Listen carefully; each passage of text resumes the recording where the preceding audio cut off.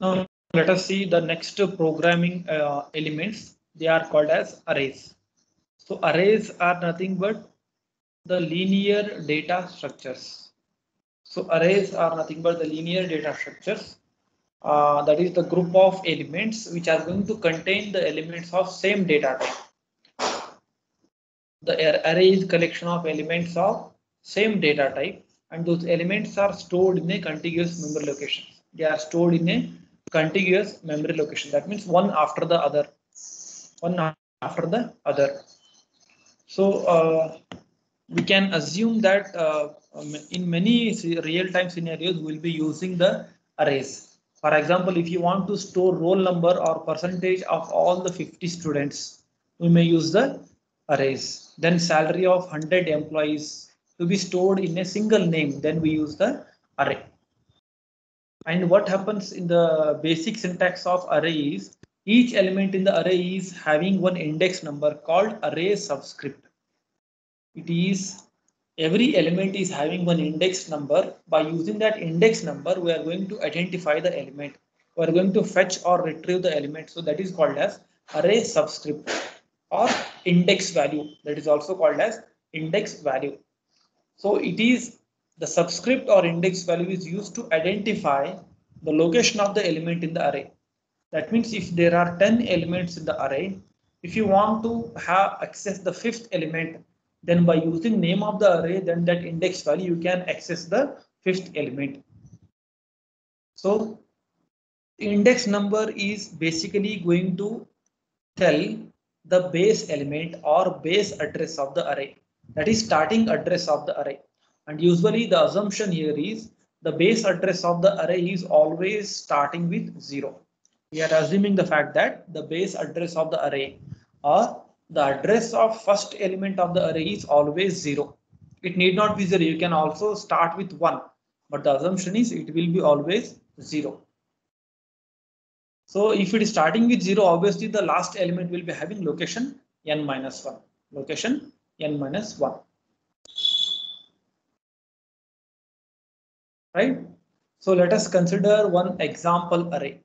Here array A is being shown as an example. This is an array which is containing 4 elements. Element 1, element 1, 2, 3 and 4. There are 4 elements in the array. There are 4 elements in the array. And as told, the array indexing is starting from the 0. This is 0th element. This is first element of the array. This is second element of the array. This is third element of the array. That is, if you go as per the index value, these are the indices of the array or array index value. So this is first element, second element, third element, and fourth element. The index value of first element is 0. The index value of second element is 1. The index value of third element is 2. Index value of fourth element is 3. So those index values are used for accessing the individual elements of the array. Those index values are used for accessing individual elements of the array. So these are the different operations what we can perform with the arrays.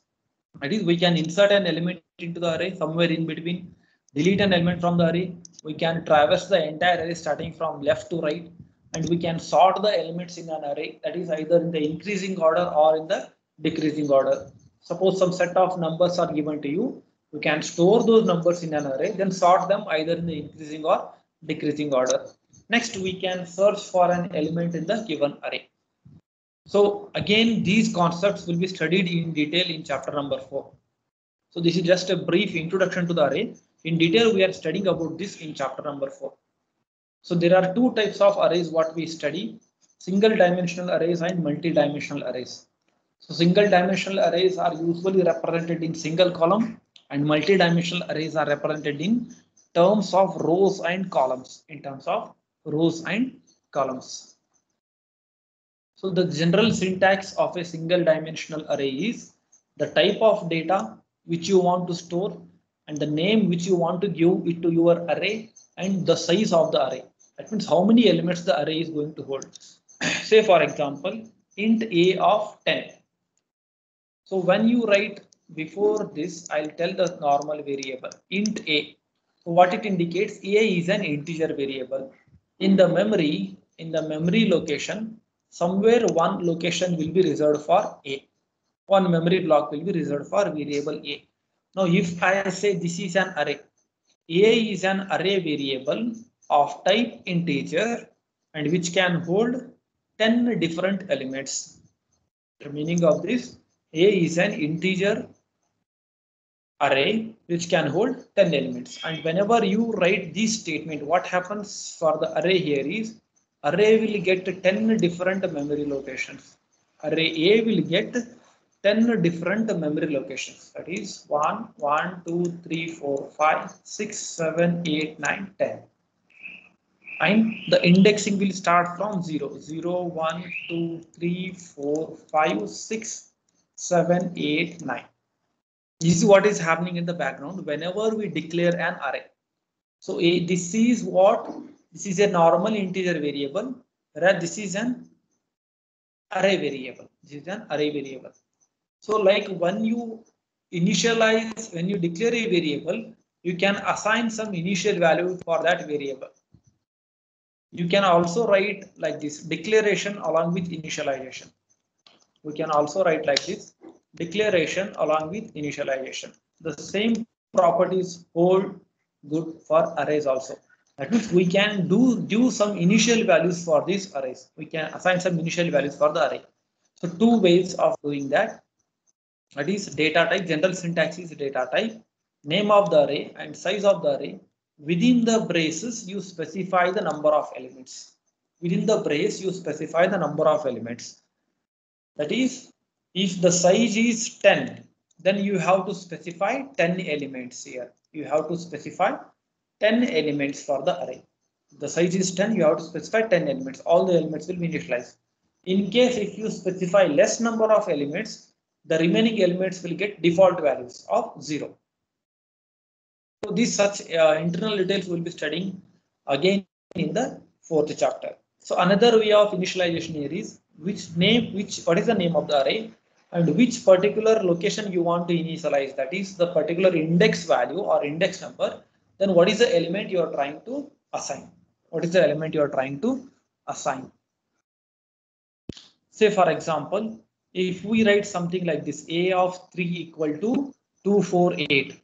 So this statement, what it will do here is, it will declare an integer array with size 3. 1, 2, 3. The index value starts from 0, 1, 2. This is what is going to declare. Along with that, initialization. That means give initial values. Reserve size for 3 elements and store 3 elements there. What are the 3 elements? 2, 4, 6. So what it will do? It will initialize 2, 4, 6. That is one way. That is first way.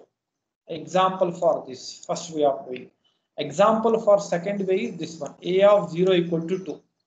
If you want to declare only the array first, and later if you want to declare only the first element value for the first location, that means instead of 0, 1, 2, if you want to give only 2 here, that is also possible.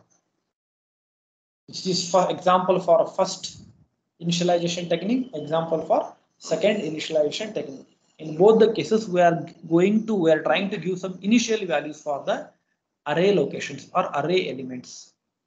And how to find size of an array? When you say integer variable int a, it will occupy some space. Say assume if it is taking 2 bytes of memory, then size of a, then size of a will be what? Then size of a will be 2. Similar to that, we can also have size of array. So usually the array size is given by length of the array. That means how many elements are there in the array and what is the data type of each element. What is the data type of each element? Say for example, consider this array a of 4. A is an integer array which can hold 4 elements. And what are the 4 elements which are already stored? 10, 20, 30 and 40. There are 4 elements of type integer. And what we are assuming here is integer will take 2 bytes. So what is the formula? What is the length of the array? How many elements are there in this? There are 4 elements in this array into what is the size element? What is the size of each element? So each element will take 2 bytes. So 4 into 2 is how much? 8. 4 into 2 is 8. That means size of this entire array is 8 bytes. Size of this entire array is 8 bytes. Now, how do we represent the array? Array is represented in the memory like how I shown just now. This is how the array is represented by using the subscript values. That is again revisited here. We use the subscript values. A of I will always refer to the first element. A of 1 will refer to the second element, third element, and fourth element. So these are just the memory addresses. That means this base address is starting as B for the first element. Then the second element address will be B plus 2. Because we are assuming that integer will take 2 bytes. If its starting address is 100. First element of the array's address is 100. That means it will take 2 bytes. The next element will have an address of 100 plus 2 is how much? 102. The third element will have an address of 104. That is B plus 4. The third element will have an address of 106. So these are memory addresses or locations of the array. And B will always refer to the base address of the array or starting address of the array. Base address of the array or starting address of the array.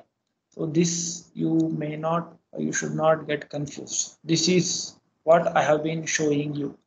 These diagrams like this. So assume this is what is address 100, that is base address. The next element will be having an address of 102. Next will be having address of 104. Next will be having next element will be having an address of 106. So this is what is base address, where the array is starting. In this entire memory location, array is spanning these memory locations. These many bytes, these 4 locations are reserved for this array. These 4 locations are reserved for this array. Right, to find average of 10 numbers. Simple array explanation. So a array is being declared with a size of 10. So what it causes here is an array A to be declared, which consists of 10 elements. 1, 2, 3, 4, 5, 8, 9, 10. Right? Then another variable called sum and another variable called I. So these are being declared, and another floating point variable called average. So we are simply asking user to enter 10 integers. We are asking user to enter 10 integers, and within the for loop, we have just studied the execution of the for loop: initialization, condition checking, and incrementing. For every value of I, we are starting I with 0. Check here how I is being initialized. I is being initialized with 0. For the 0th location, because you are entering 10 numbers from the keyboard, you are entering 1, 2, 3, 4, 5, 6. 10 numbers you are totally entering from the keyboard. Now for the first number, whatever you enter from the keyboard, the for loop body will be executed. That number will be scanned. That means integer number will be scanned from the keyboard, and that will be stored at the address of A of I. So array indexing will be starting from 0, 0, 1, 2, 3, 4, 5, 6, 7, 8, 9. This is what is the array indexing. So what is the value of I? Value of I is 0. A of I. A of I means we are referring to this location. So what you have to store? Assume that you are giving input like this: 1, 2, 3 up to 10. This is what you are giving input whenever you run the program. Where that first number 1 will be stored? It will be stored at A of I. A of I. What is I? I is 0. So A of 0 is what? A of 0 is 1. That is what you are entering. Next we perform incrementing. So value of I will be incremented. I will become 1. Again scan the next number. Where you have to store, what is the next number you are giving? 2 you are giving next number as the input. Where that has to be stored? Ampersand A of I. What it indicates? Store at the address of A of I. A of I is 1, A of 1. This is the location where you have to store that next element. What is the next element? 2. Again, perform incrementing. The new value becomes 3. Check the condition. It is true. 3 is less than or equal to 9. Enter into the for loop. Scan the next number.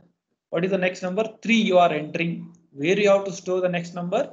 Add the address of A of 3. Because I is 3. A of 3. Not I is 3. It is 2. I have written here 3. It is 2. So A of 2. What will be the number? 3. So similarly, I'll write all the numbers 4, 5 up to 10 will be shown. This is how the array elements are accessed. Array elements are accessed. Now again, the same for loop is being initialized sum to 0 in the beginning. And again, the same for loop will be executed. Initialization, condition checking and incrementing. But in this case, what we are trying to do, we are trying to find sum of all the elements. Because we want to find the average. If you want to find the average, first find the sum, then divide it by 10. So first what we are doing, for 0th index, whatever element is present in the 0th index, what you do, execute this statement, sum equal to sum plus A of I. Execute this statement, sum is equal to sum plus sum plus A of I. This is what you have to execute. You are supposed to execute this statement. Now, what is the earlier value of sum? Sum was initialized to 0. 0 plus what is A of I? I is what? We are starting I with 0. So I has been started with 0. For executing that for loop once again. But in this case, we are trying to find sum of array elements. So I is 0. What is A of 0? A of 0 is what? A of 0 is 1. So 0 plus 1 is what? 0 plus 1 is 1. So what is the value of sum now? Sum becomes 1. Now later what we do, we perform incrementing, I becomes 2. That means you have to add this number also. Execute the for loop and execute the enter the for loop and execute the statement. Sum equal to sum plus A of I. Now this I will erase. This I will erase and let us take the for loop execution once again. Sum plus A of I. Execute this. What is value of sum now? Present value of sum is 1. 1 plus A of I is what? I is 2. A of 2 is what? I wrote wrong here. I is 1. So A of 1 is what? 2. So 1 plus 2 is what? 3. So that is what is new value of sum is 3. So new value of sum is what? New value of sum is 3. New value of sum is 3. I'll erase this part. That is how it goes on finding the sum of all the elements. Now I'll take one more iteration. I will increment the value of I. I becomes 2.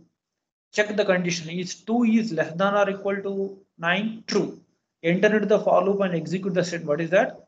Earlier value of sum plus A of I. What is earlier value of sum? Earlier value of sum is 3. 3 plus what is A of I? I is 2. A of 2 is what? 3.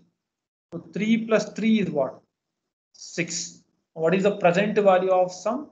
Present value of sum is 6.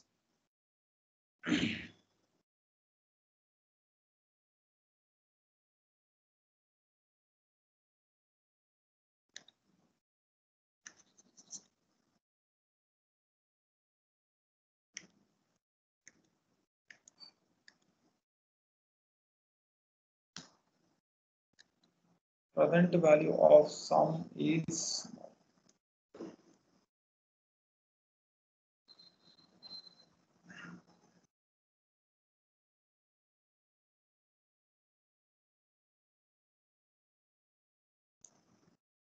it is 6. Now after this we will go for incrementing. Increment the value of I becomes 3. I becomes 3. What I will do, I will simply erase these parts. I will simply erase these parts. Now execute once again. What is the earlier value of sum? Sum is 6. 6 plus A of I. What is I? I is 3. A of 3 is what? I think remaining numbers we'll write here. So on up to 10. What is a of 3? 4. 6 plus 4 is what? 10. This is how it will repeat. It will repeat and add all the 10 numbers. And finally, we are trying to divide it by 10. Just to convert it into floating point value, we are multiplying it by 1. This is where we calculate the average. And finally, we are printing the average value. And finally, we are printing the average value of that. The average of 10 numbers present within the array. Average of 10 numbers present within the array.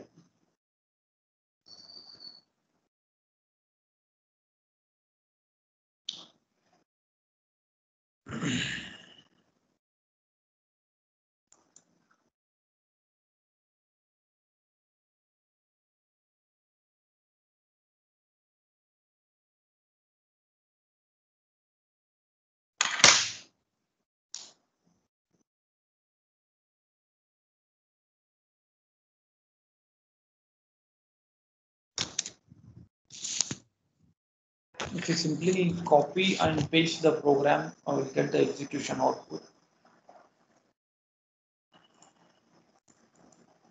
It will consume again time here. In demonstrations, you can execute in any of the compilers. The same program, whatever numbers you give, those 10 numbers will be added and average will be found. This is how one-dimensional arrays will work. So we just saw the execution of one-dimensional arrays. Execution of one-dimensional arrays was discussed.